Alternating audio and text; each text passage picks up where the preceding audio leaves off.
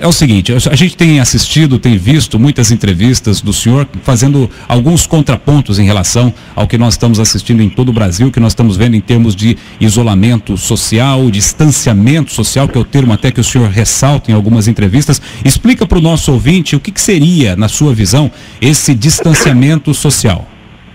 Bom, eu estou aplicando o exemplo que veio dos países que deram certo, né? Por exemplo, o Japão, por exemplo, que não fez nenhuma quarentena, a Alemanha, Suécia, Coreia, Taiwan, Austrália, que não fizeram essa quarentena dura. Aliás, eu quero esclarecer que a Organização Mundial de Saúde não preconiza obrigatoriamente isolamento duro, como está sendo aplicado no Brasil.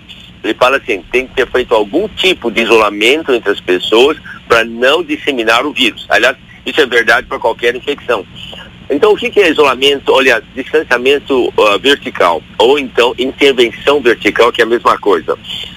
Aí você tem um país, quando você tem o número de uma doença altamente contagiosa, como o coronavírus, você tem também um grupo de risco que nós detectamos. Aliás, eu ouvi agora há pouco você falando da morte de pessoas até menos de 50 anos. Isso. Como é uma doença que é respiratória, que 90% das pessoas tem uma doença extremamente leve, mas se você pegar toda a população de uma região, que praticamente 98% dessas pessoas tiveram contaminação, mas sem nenhuma doença, isso já foi provado em vários estudos na Alemanha, na China e no Japão, na Coreia, na Coreia. Então, você, na realidade, não pode desperdiçar os seus recursos, que são parcos, em pessoas que tenham resfriado ou esse medo.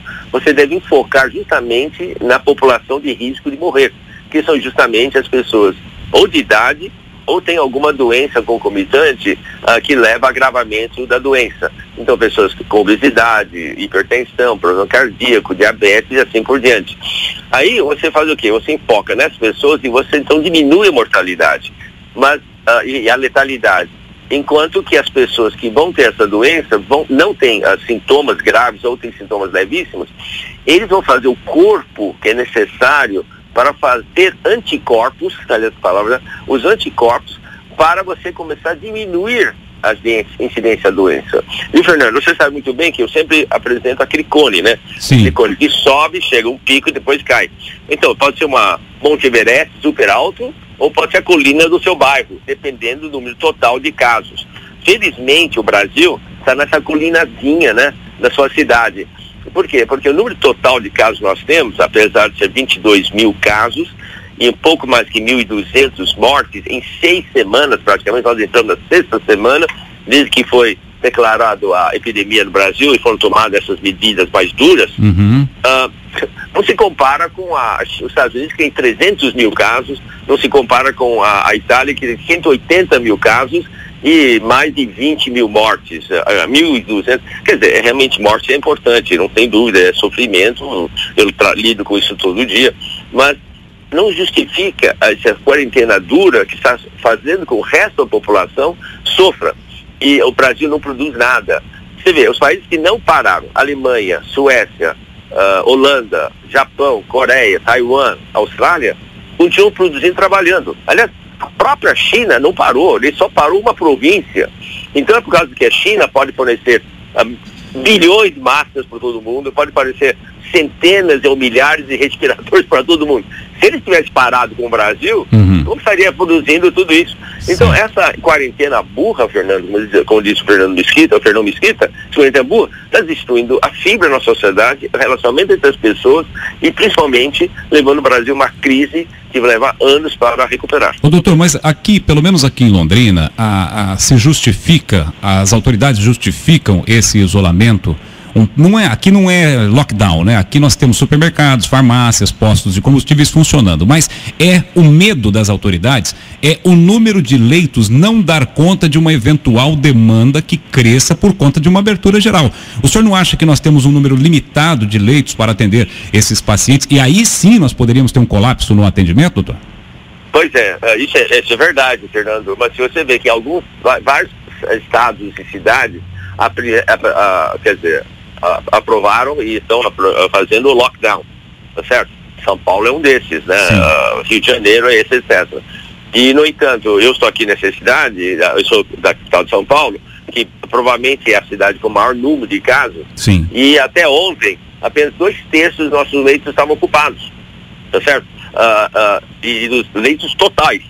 Da UTI, que eu saiba, está com metade, a no máximo 60% ocupados em alguns hospitais.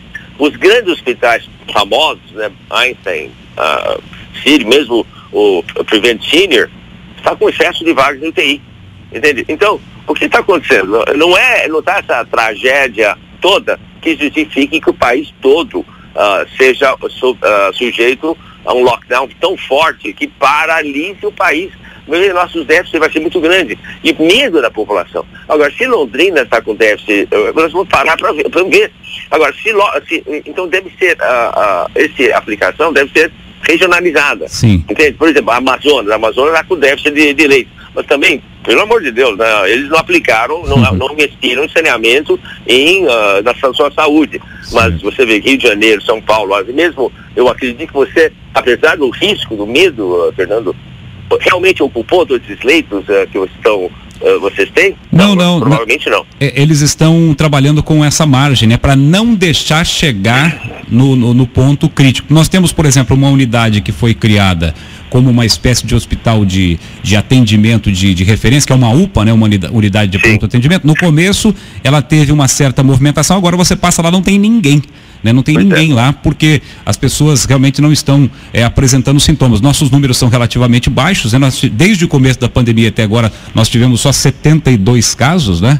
Tivemos 4 óbitos, bem verdade. Nossa, mínimo, é muito pequeno. Meus parabéns, que sorte vocês têm. Quer dizer, nós temos aqui uma taxa, uma curva, mas algumas pessoas estão dizendo que esse tipo de comportamento, ele tende a se alongar, não é? Como a nossa curva também não sobe, ela fica bem baixinha, mas ela vai.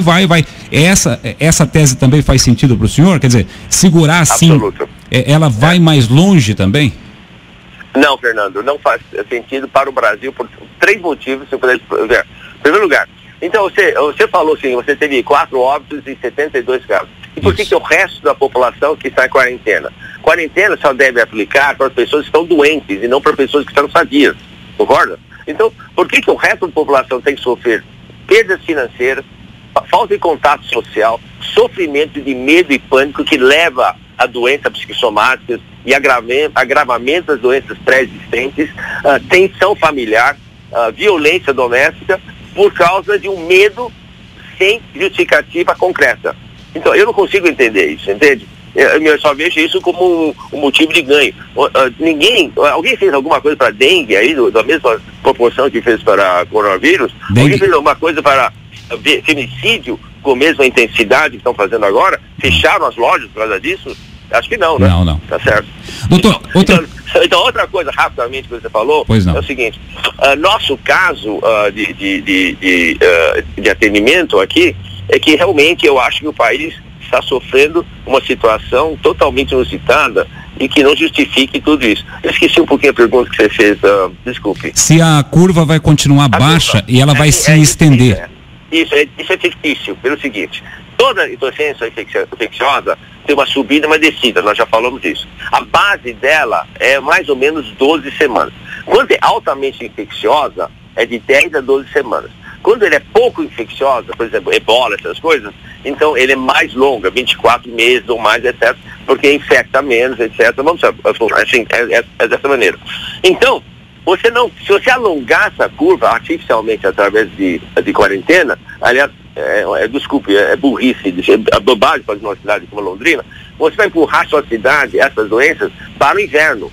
E aqui vai acontecer, você vai sobrecarregar seu sistema, porque quando chegar no inverno vai ter influenza, A e B, e você vai ter a piora dos casos do Covid-19, porque nós sabemos que esse coronavírus, ele prospera, ele aumenta a sua virulência e seu índice de ataque em temperaturas entre 3 e 17 graus. Por enquanto estão acima de 20 graus como temperatura média. Então isso é burrice, erro epidemiológico e virológico e médica e clínico, porque você não pode alongar isso, porque você vai cair no inverno e aí as doenças inverno. Só uma pergunta. Alguém fica... Quanto número de pessoas que estão gripadas no verão comparado com o número de pessoas que estão gripadas no inverno? O vírus está lá. E está lá, né? Não parou. E por que as pessoas ficam mais fortemente gripadas pelo influenza A e B no inverno e não no verão? Porque o vírus fica muito mais agressivo em temperaturas frias. Perfeito. Doutor Antônio, uma outra coisa, aqui em Londrina se utiliza como referência, né, o estudo do Imperial College, e eu já ouvi entrevistas do senhor fazendo menção a esse estudo, que é o que usam no Reino Unido. Queria que o senhor explicasse um pouco para a gente o que é isso e comparasse com outros estudos que também estão sendo utilizados pelo mundo. Olha, eu vou só dizer uma coisa, o Neil, esqueci o sobrenome dele, Neil Ferguson é um criminoso. Ele é um idiota. Não é só a minha opinião, é a opinião da maioria das pessoas que são epidemiologistas. A primeira coisa que ele falou no Reino Unido ia morrer 400 mil pessoas. Aí depois, quando ele sofreu crítica das pessoas, porque a pessoa, não, desculpe, vão morrer 40 mil.